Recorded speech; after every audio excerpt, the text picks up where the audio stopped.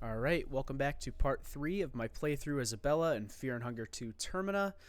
Last we left off, we made progress through and completed the Old Town and have finally had access to Preville. And we also managed to get 3 new party members. Our goat Black Kalev, we have Olivia, and Marco. Tanaka had died, we had to kill Caligura, and we had no choice but to kill Pav. With that out of the way, let's continue.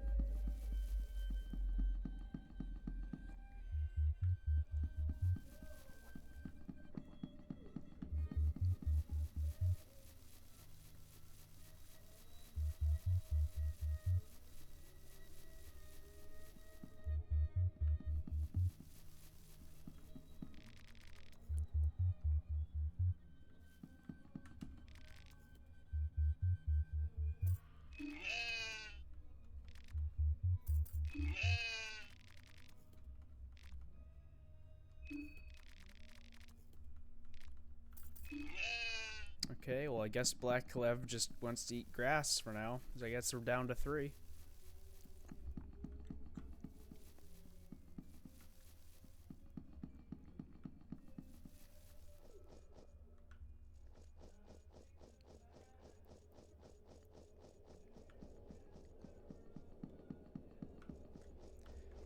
Let's finally deal with the pig.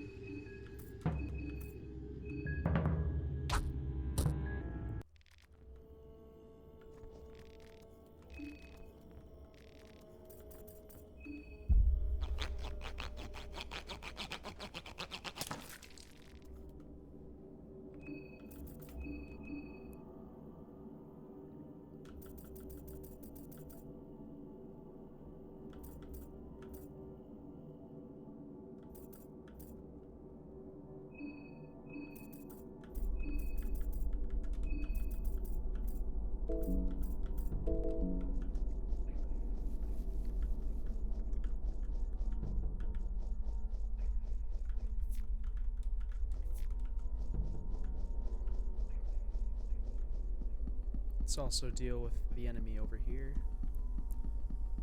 Well, I'm pretty sure there was one. I don't know where he's at now.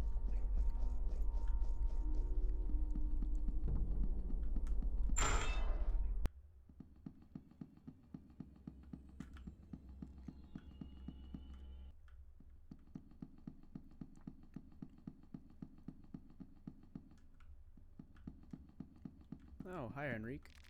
Oh, hey you, look at me. The chef de cuisine of the kitchen.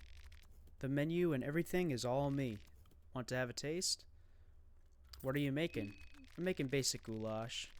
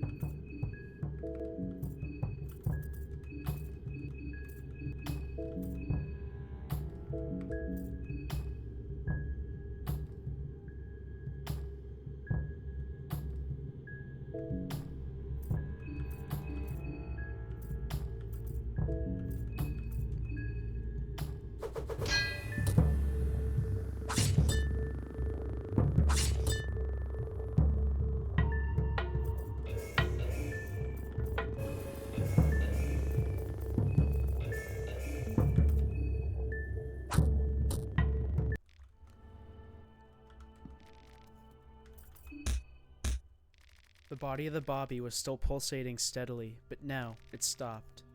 It feels stiff and hollow.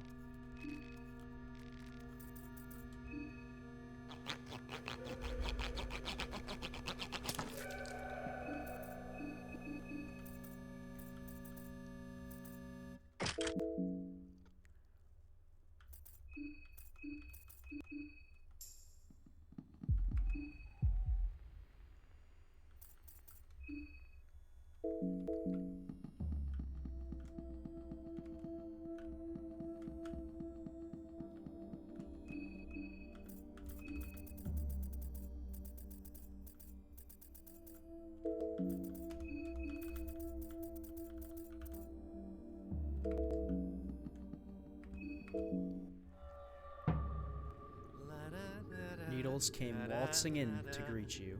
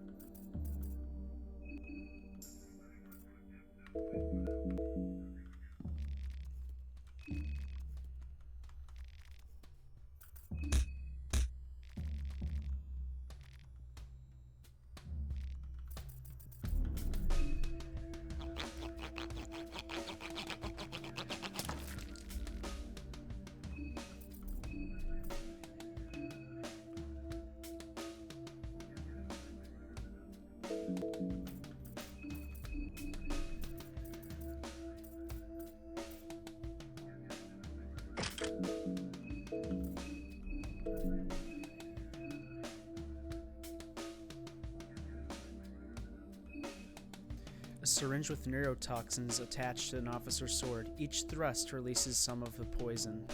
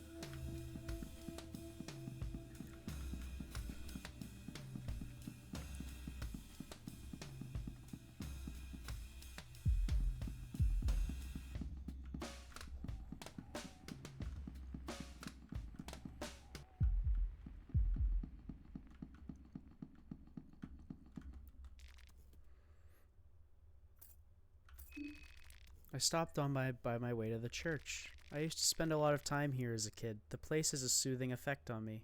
Well, I'm also heading to the church. Oh? Oh, you mean we could go there together? Sorry, but it's something I need to do on my own. Some personal matters. I hope you understand. But let's not talk about the outside world. This place is a sanctuary. We leave the outside, well, outside.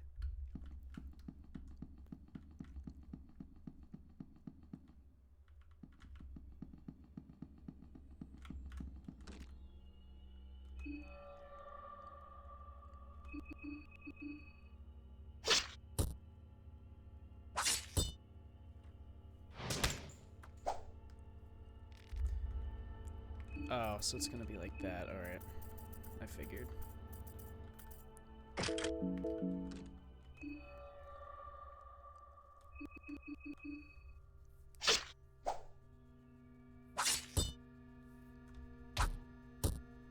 I'll try it one more time, and if it doesn't work, then I'll come back later.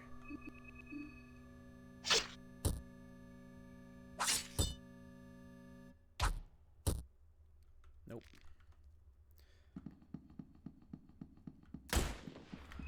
Damn. It actually didn't do as much as I thought it would, though.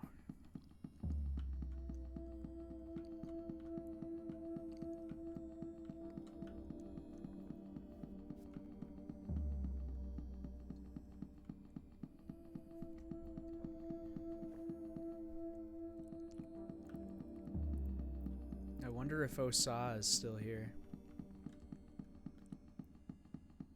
Yep. Osa begins his ritual dance. An ominous aura fills the air. Ah, please stop this fight. There's no reason for this. Have you lost your mind? Why are we fighting each other?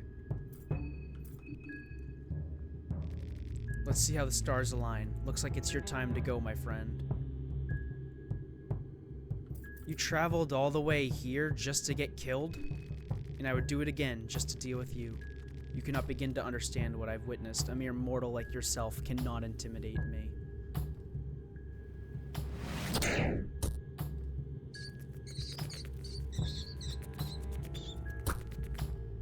Alright. That's gonna be an issue.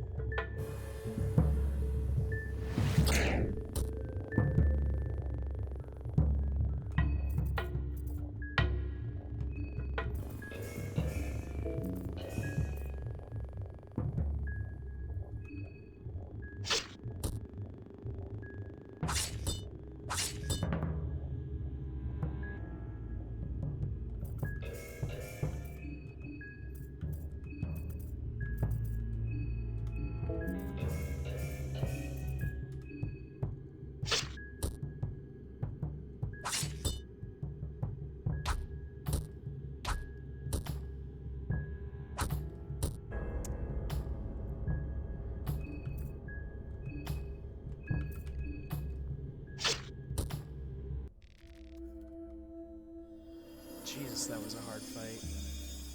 Rest in peace, Olivia. You absorbed the enlightened soul.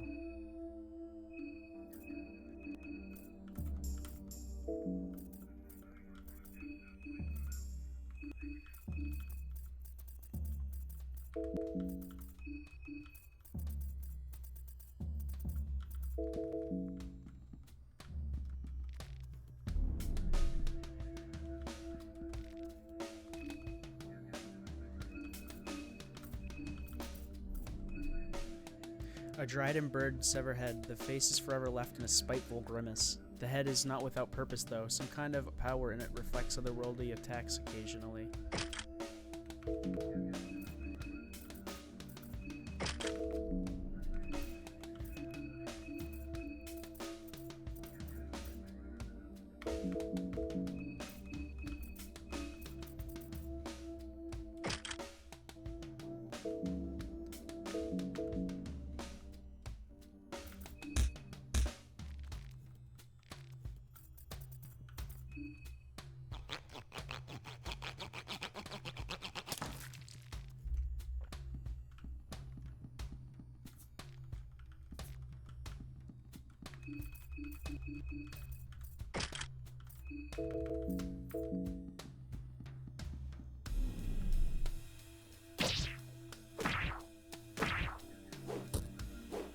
What was that?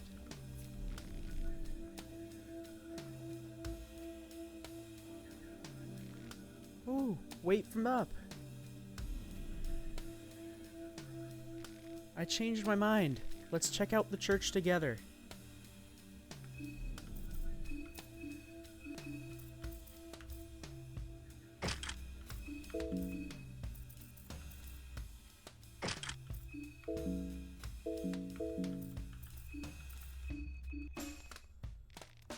So we're here.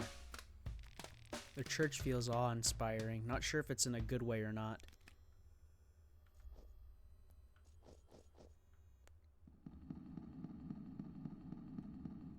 Your footsteps echo in the presence of the older gods.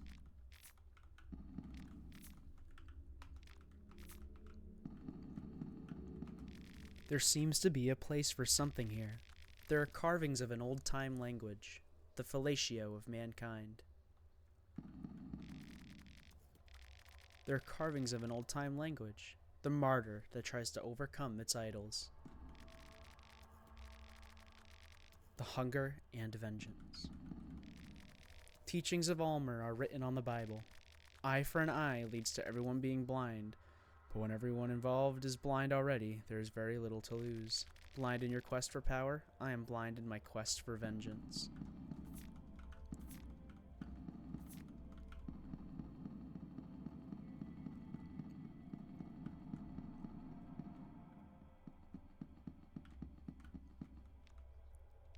You find a craftsman's note inside.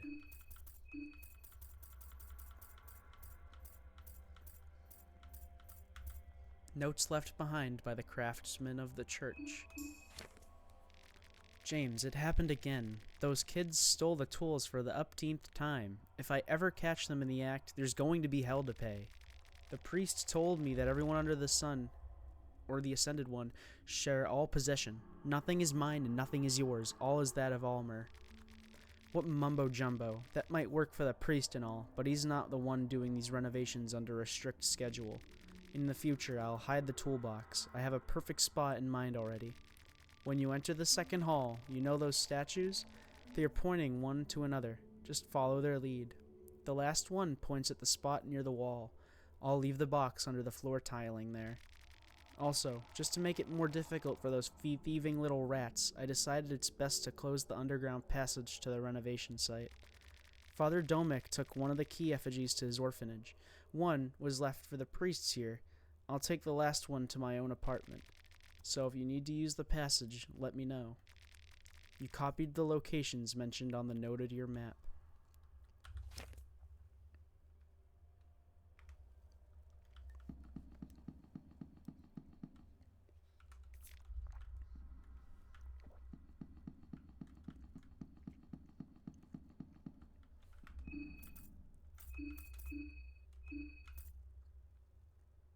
Engrave a sigil on a party member. The benefit of the sigil varies depending on the god it belongs to. Historically, sigils were carved on the body, but modern practices prefer face sigils.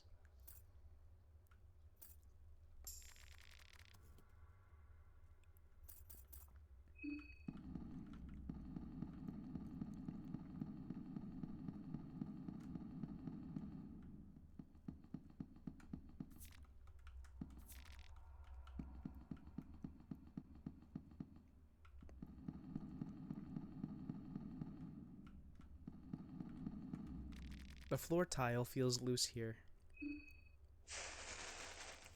There was a toolbox buried here. Inside, you find the bolt cutters. There's also 2 bolts, duct tape, and a bottle of vodka.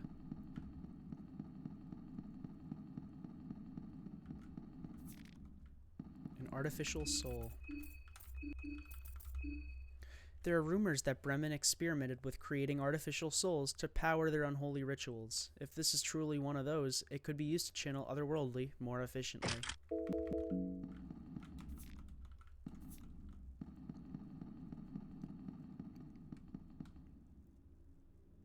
The air is filled with the absolutely disgusting scent of gore.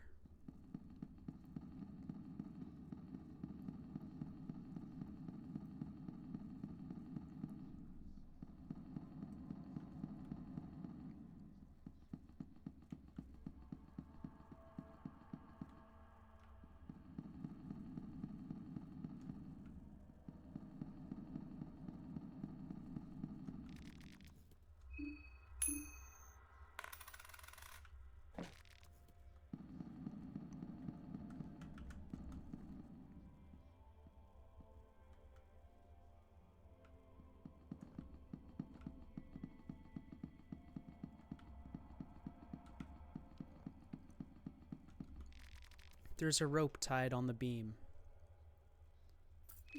There appears to be a body of a woman in a wedding dress, hanging at the end of the rope. There is something shining on her hand.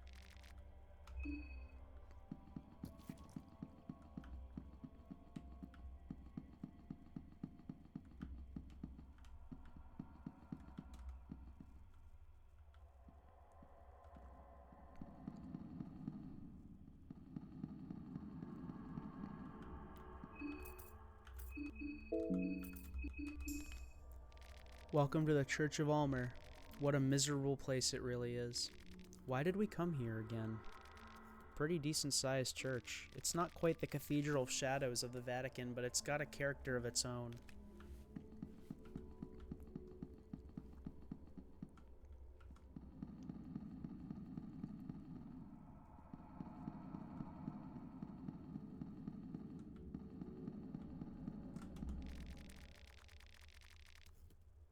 You take the Betel's stone.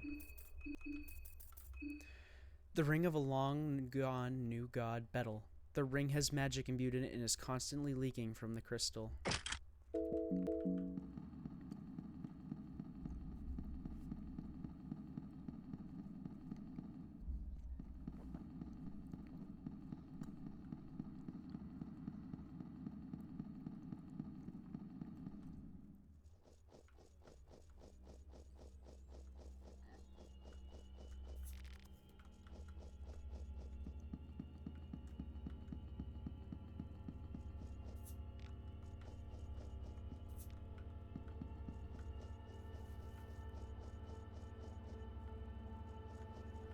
A tranquil lake view opens in front of you. You hear a gunshot. I think it's best to avoid that for now. It doesn't seem safe down there.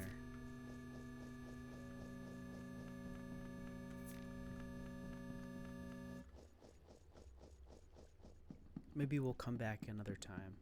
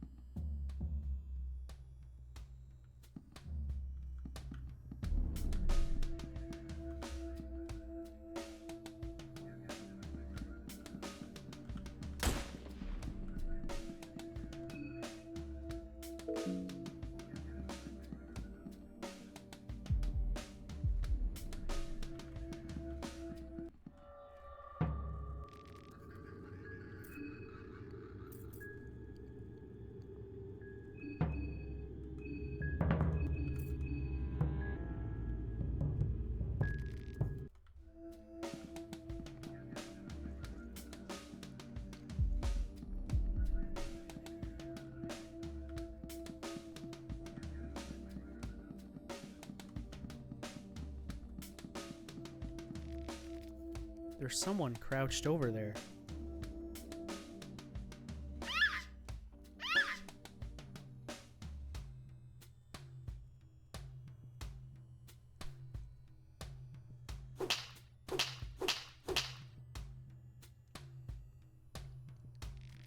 There's a tall man here wearing what seems to be a rubber mask. Oh. Here I am, busy with my own business, completely ignoring this beautiful chapeau. All apologies. Pleased to meet you. You can call me Pocket Cat. You have one of those familiar faces. I feel like we've met somewhere before. Perhaps in a past life? You're mistaking me for someone else. Things sure have changed since then, haven't they? We live in peculiar times. The world has gone through true darkness. The world has been at a standstill and a deep rest. People stocked up on toilet paper and hid in their homes with their loved ones.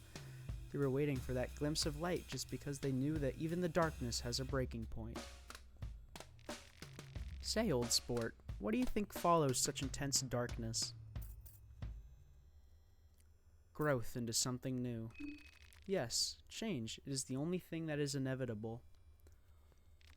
From personal experience, I'd say true darkness is followed by chaos.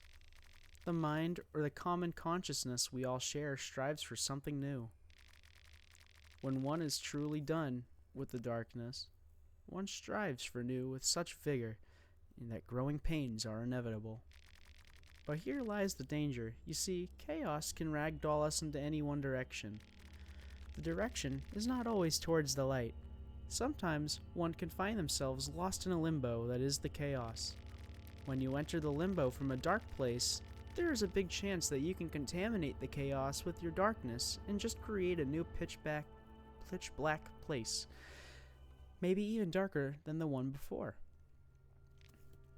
I guess I'm just rambling here, letting my mind wander and mouth slander, as they say. You know me, when I get excited, I can go on and on and on. I didn't mean to take your time.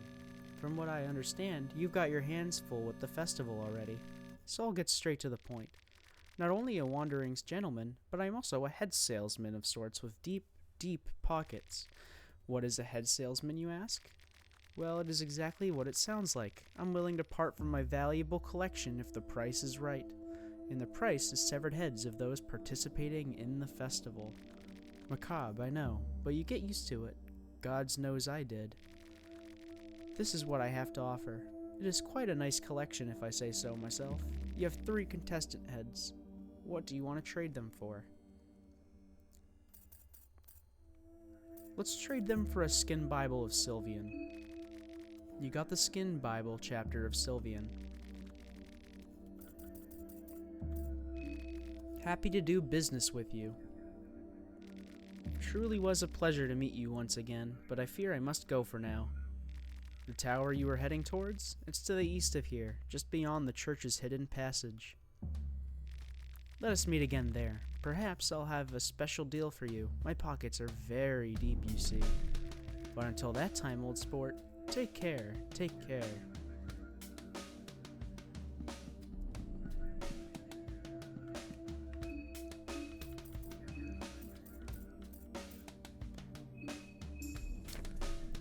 Sylvian, the goddess of love, lust, and creation. She created men and women at the dawn of time. From the very first moments, she loved her children dearly. Over time, her love blossomed into a more obsessive form. She would take a more hands-on approach in controlling the direction her children took in life, always having their best interests in mind, of course. When she realized her children would never return the same amount of affection back to her, her love took a more twisted form. Sylvian forced mankind more to her liking and closer to her own image with her gift to humans, the love magic, otherwise known as the flower magic. For a brief moment in history, mankind fell into a craze of fleshly delights, as a synchronized mass sea of naked people in the middle of coitus would pulsate and waste their days. Sylvian is often associated with Grogroth, the god of destruction, and their offspring, Venushka, the god of nature. The mark of Sylvian raises the otherworldly protection of its wielder.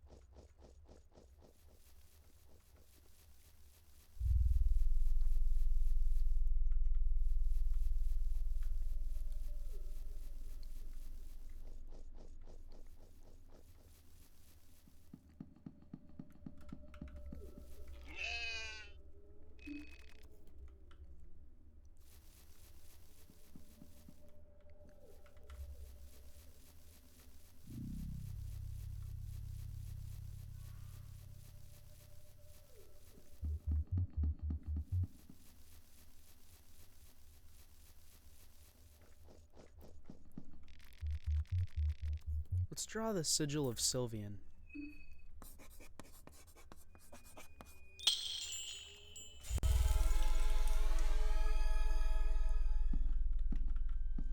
Now we have our legs and arms back. And our affinity has grown too.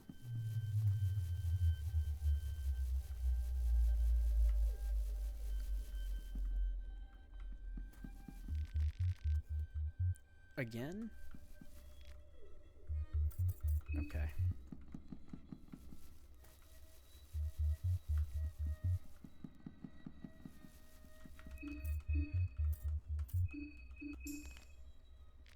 If you ever get lost, just head towards the Tower of Preville. That's the one you see on the north.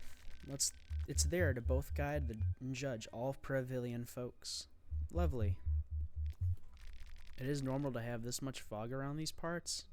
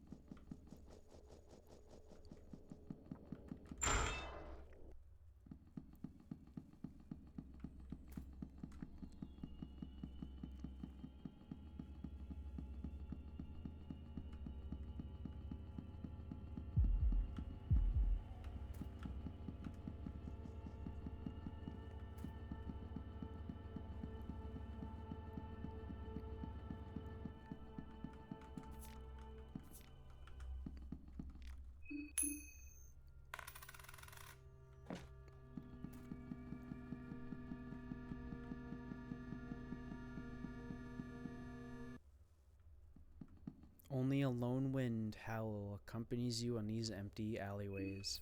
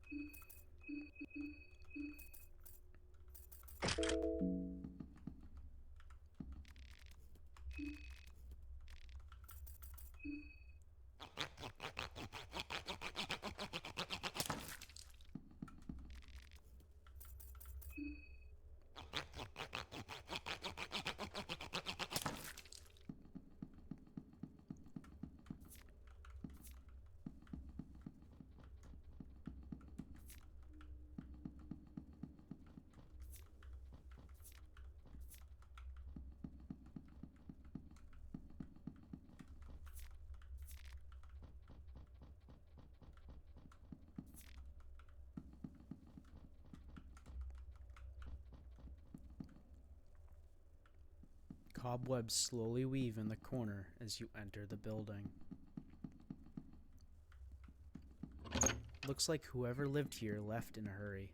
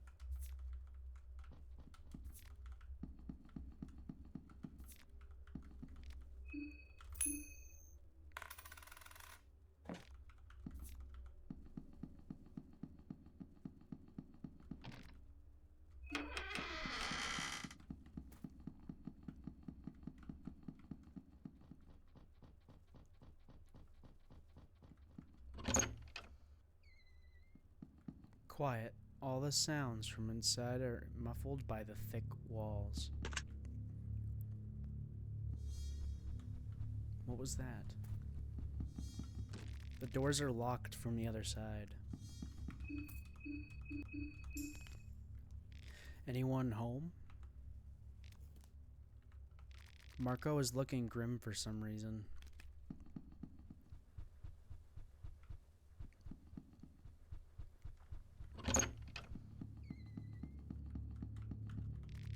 All the spare keys to the apartments appear to be here. Among them, you find the master key.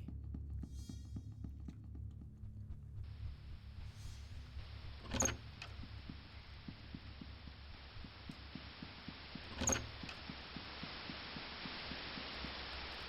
can only see white noise. No, wait. There are shapes forming in the chaos. Karen Sawyer, commentator on PLTV News, produced by Thomas Frick. Shocking acts of crime in the heart of Prairieville.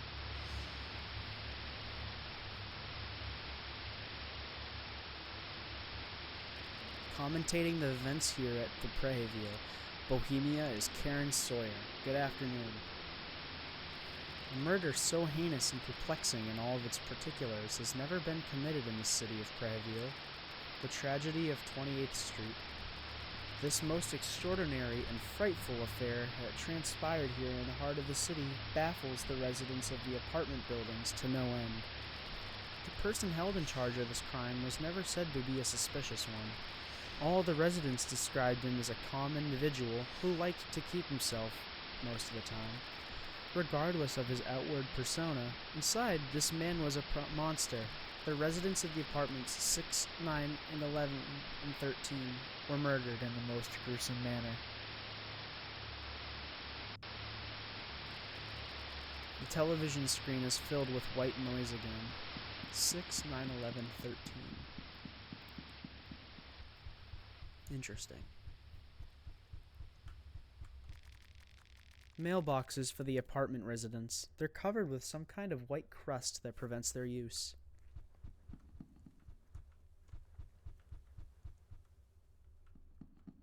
The air is at a total standstill.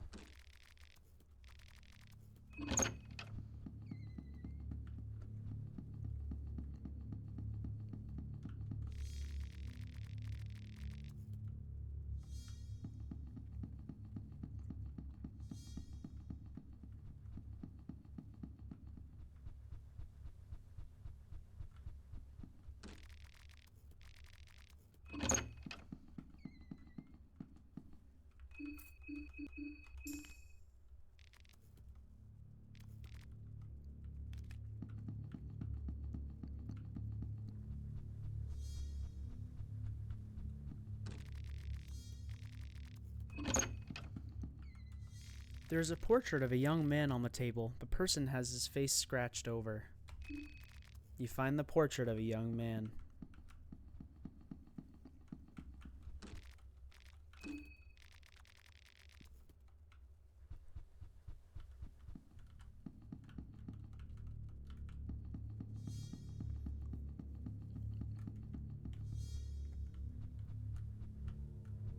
So that's 6.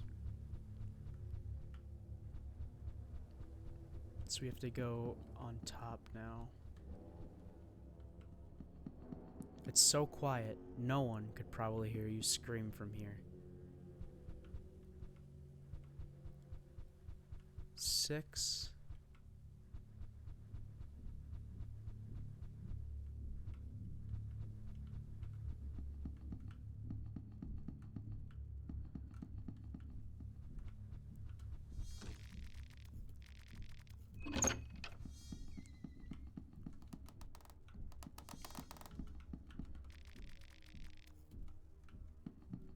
Seems like the floor is weak there.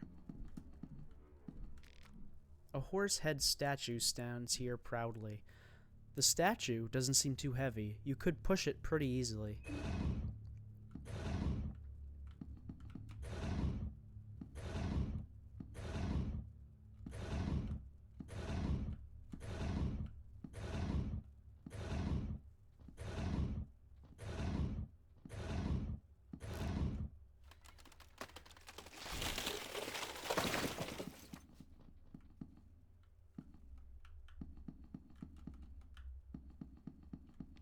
The telescope seems to be carefully positioned here, but you cannot tell where it points because the window is covered in a white crust.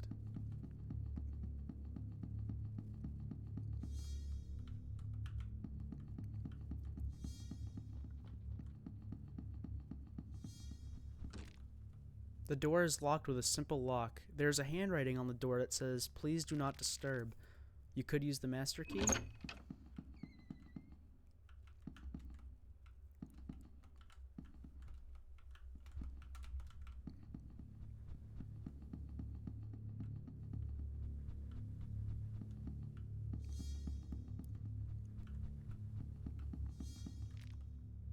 The rotten floorboards gave in to the weight of the statue. Now, there is a gaping hole to the darkness here. It's dark down there, but by the looks of the rough shapes, you can see it should be similar to an apartment with this.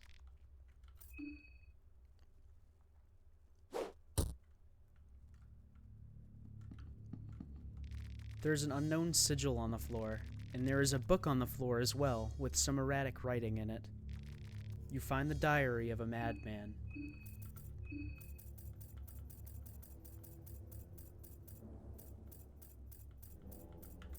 A diary of a person living in the apartment building in the back streets of Central Preheville. Most parts of the diary are completely illegible, scribblings of a madman, but towards the end of the text it becomes more lucid. Dream of the moon, the sign, the city is in an upheaval. Fools, they don't know what awaits them. The moon is of no value to me, but it is the mark of a trigger. The time has come, and so has he. As you are my witness, I am ready, my lord. I have gone through this 1,000 times in my head. The first blood, the lunatic that raves about the moon and stars till all the day's end. The second blood, the foolish braggart who just moved in. The third blood, his puppets will bear witness to his bloodletting. The fourth, and blood and final sacrifice, the girl who keeps me up at night. The songbird that utters her last whimpers. To finish the ritual, I need time. The laundry room works as a perfect hiding place for the sacrifice. I will swear on your name, my lord, our one true leader. The writing becomes too hard to read past this point. That sigil on the floor, do you know what it means? I've never seen it before. Figures, I've only seen it once before, but I have no idea what it represents. I browsed through the raving documents of that man who used to reside here. Most of it was illegible, but from what I did understand, he was preparing a ritual for an older god, a deity or whatever. Like the sigil, this ritual too is something I've seen once before, but no idea what it all means. I wonder if the ritual is complete or not. Where have you seen this before? You shouldn't ask things you don't want the answer for. It's not a very cheery topic, so let's save it for some other time. No use moping around. I could use for some company. Would you mind if I joined your party? Sure.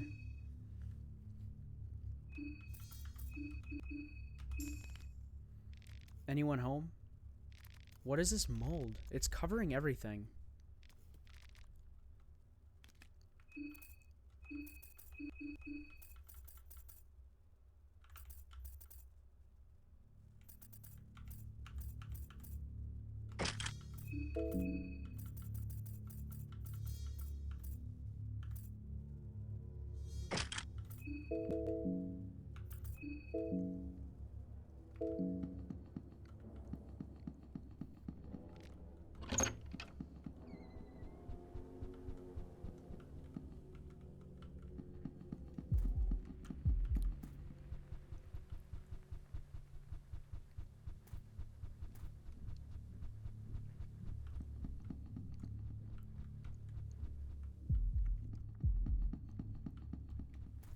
He mentioned something about a washing room, a laundry room. I don't know if it refers to the ones on the floors.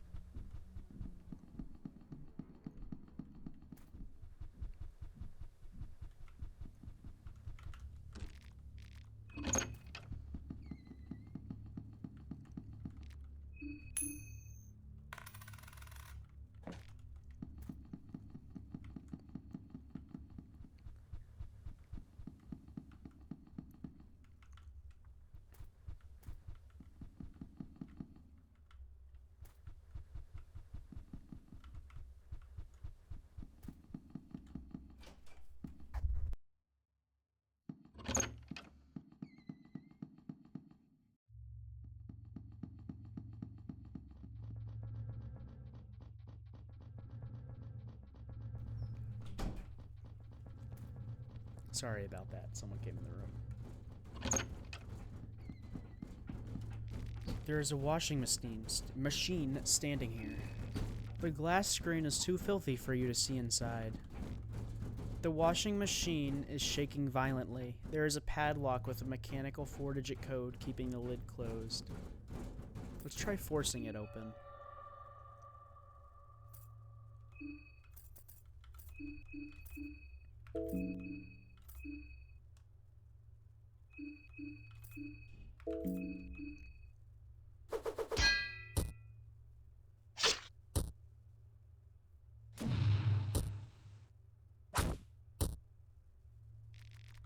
It's too strong. Let's read the book again.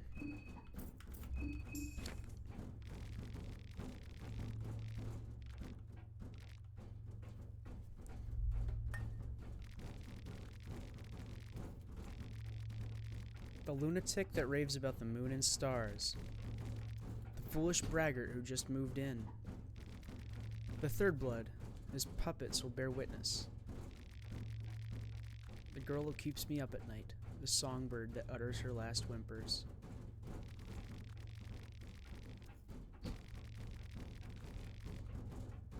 Okay, so I kept that. I took photos of that so I don't have to constantly look back in the book.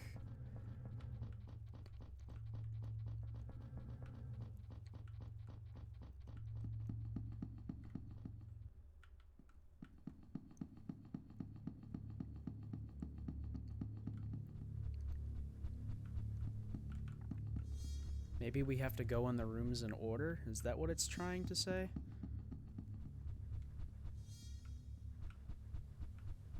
Which room is 2? Okay, so that's not it.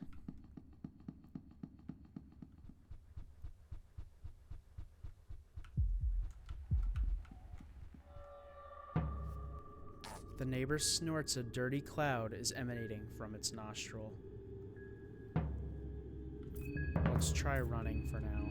And if that doesn't work, let's target the arms.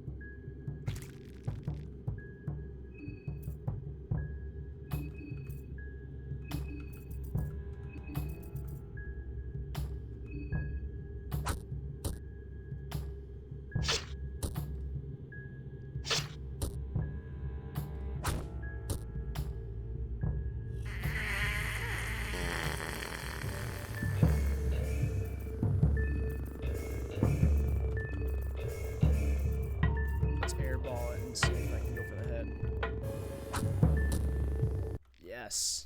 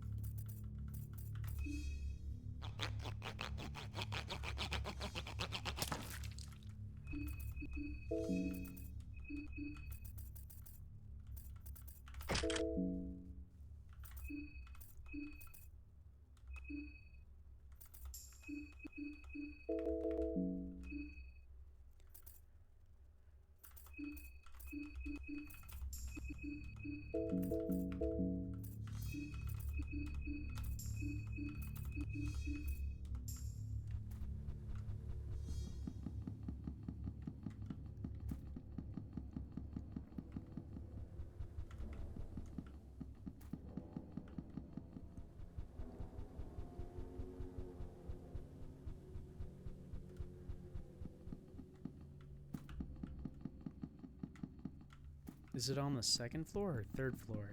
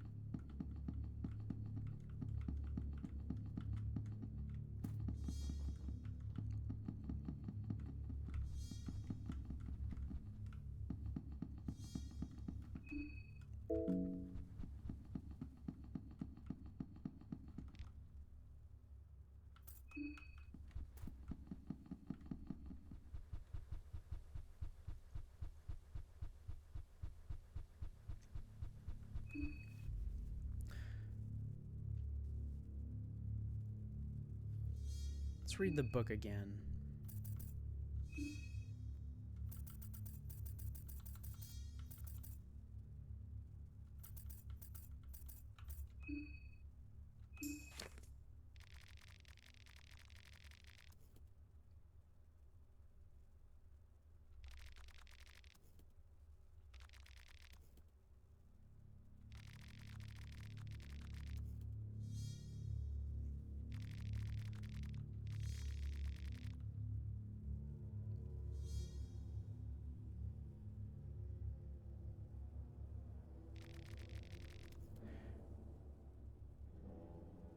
Oh, I know what to do now.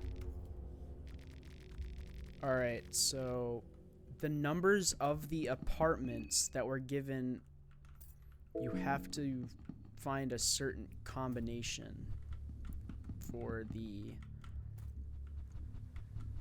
washing machine. I don't know why it took me so long to realize that.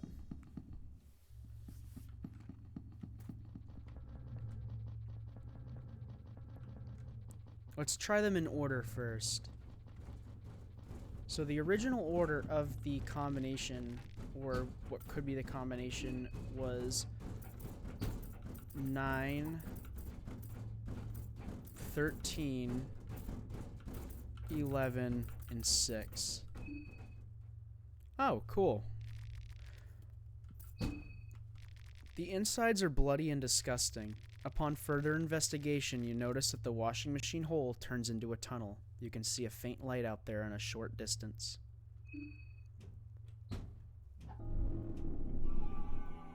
A greasy stench fills the humid air. We are not in the same building anymore, are we? This place defies any logic. Sheesh, how troublesome. I'm too old to have my worldviews shattered. What happened to the apartment building? Is this real? And with that, that will conclude part 3 of my Abella playthrough. I hope you enjoyed watching, and I will see you next time. Thanks.